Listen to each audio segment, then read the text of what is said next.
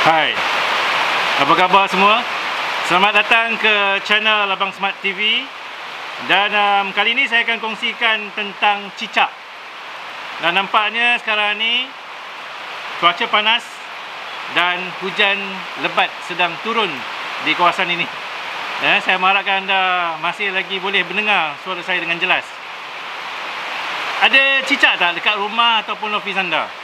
Apa perasaan anda bila tengok taik cicak ni merata-rata atas lantai? Jadi untuk kali ini saya sharekan tips bagaimana saya membuat perangkap cicak yang paling mudah dan paling ringkas.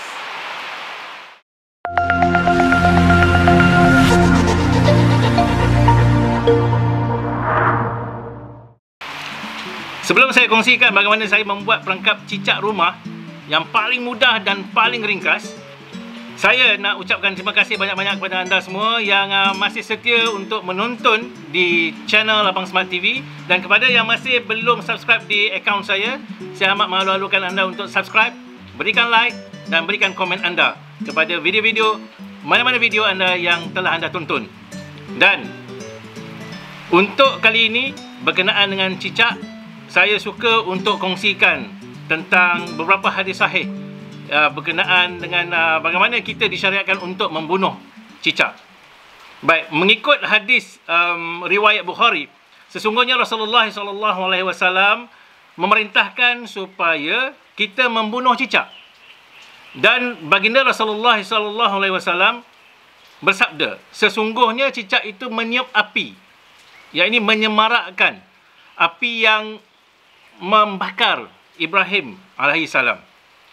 Dan antara hadis lain yang sahih, iaitu hadis riwayat Muslim, sesungguhnya Nabi SAW memerintahkan supaya membunuh cicak. Dan disebutnya sebagai fuaisik. Maafkan saya kalau saya salah sebut. Iaitu binatang kecil yang mendatangkan kerosakan. Jadi, apa kata? Kita lihat dulu bagaimana hasil tangkapan-tangkapan cicak yang telah pun saya dapat dengan perangkap yang dah pun saya pasang di rumah. Jom kita saksikan.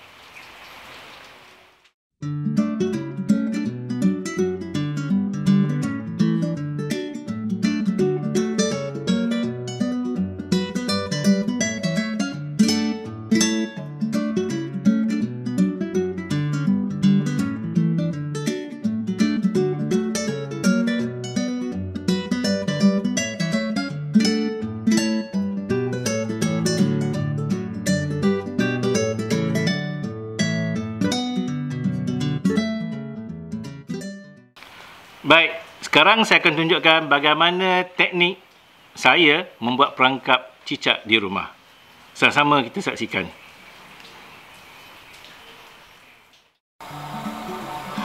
Baik, bahan-bahan yang akan saya gunakan untuk kerja-kerja merangkap cicak ni, saya gunakan yang pertama adalah selotip jernih yang berukuran saiz dalam 2 inci.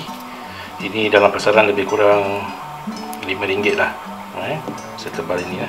Okay, kemudian sediakan juga gunting untuk memotong selotip ni, dan juga umpan yang saya sediakan seperti nasi dan juga gula. Ini antara bahan-bahan yang mudah, ringkas untuk kita buat perangkap cicak di rumah.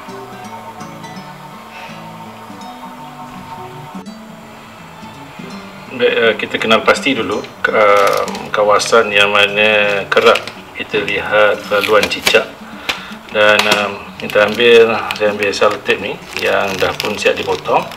Yang pelekat ni kita letakkan di sebelah luar, yang pelekat ni. Jadi apa saya buat ialah saya gulung sahaja di tepi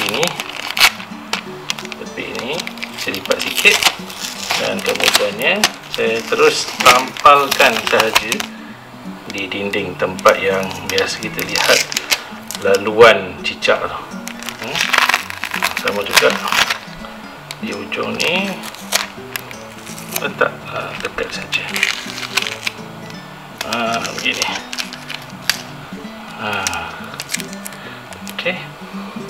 Kemudiannya kita ambil umpan untuk kita letakkan di antara pelekat ni lah, supaya bila cicak datang nanti dia akan lekat pada pita pelekat ni ataupun selotip ni.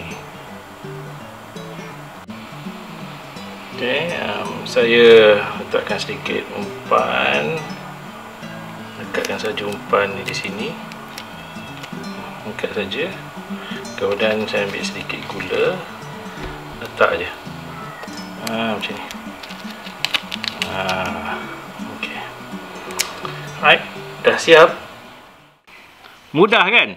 Dan yang paling best bila kita tengok hasilnya.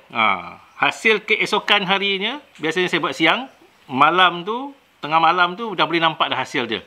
Dan saya sekadar nak mengingatkan para penonton, anda semua, supaya setiap kali nak menggunakan cawan, nak gunakan pinggan ataupun perbakas untuk anda letakkan makanan, dibilas dahulu dengan air bersih. Sebab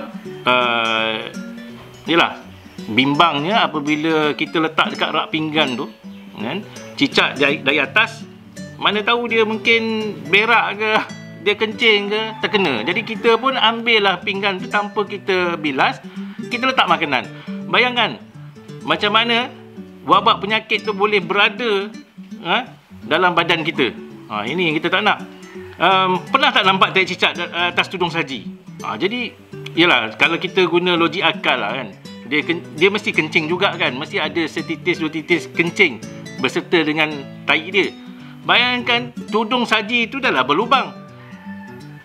Kita letak makanan, kita tutup tudung saji dalam makanan, kemudiannya esoknya kita tengok ada pula tai cicak.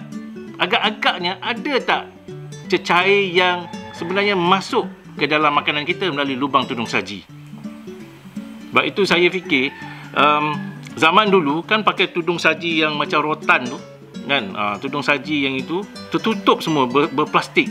Ataupun zaman saya kecil dulu kan, orang tua saya biasanya letak dalam almari yang berjaring, letak dalam tu. Jadi lebih selamat daripada dihinggap serangga ataupun binatang kecil seperti cicak.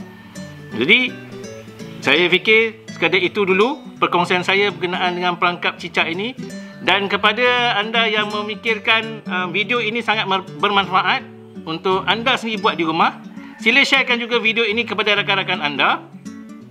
Dan insyaAllah saya akan kongsikan lagi beberapa lagi tips atau teknik-teknik mudah dan ringkas untuk kita gunakan dan jadikan manfaat bersama, insyaAllah. Terima kasih sekali lagi kerana menonton di Abang Smart TV.